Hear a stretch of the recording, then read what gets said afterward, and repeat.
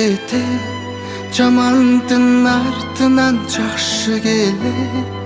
Абалыңды сурап турган бул күндө адамга адам керек. Бул сыноолор өтүп кетет, жамандын артынан жакшы келет.